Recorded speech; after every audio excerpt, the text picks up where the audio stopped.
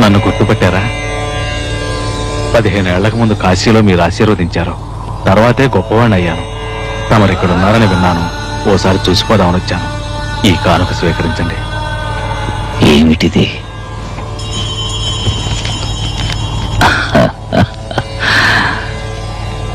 దీనివల్ల ఈ జడానికి ఏం ఉపయోగం? సర్వం తెలిసిన మీకు నేను చెప్పాలా? ఈ లోకంలో ధనం లేకుండా జీవించడం కష్టం అండి. ధనం మూలం ఇదం జగత్తు కదా. ఇప్పుడు నీకేం కావాలి? మీ ఆశీర్వాదం వల్ల నా ఆశలు నెరవేరినాయి. కానీ జీవితంలో నాకు మనశ్శాంతి లేదు. ధనమంతా నీ దగ్గరే ఉంటే మనశ్శాంతి ఎలా ఉంటుంది?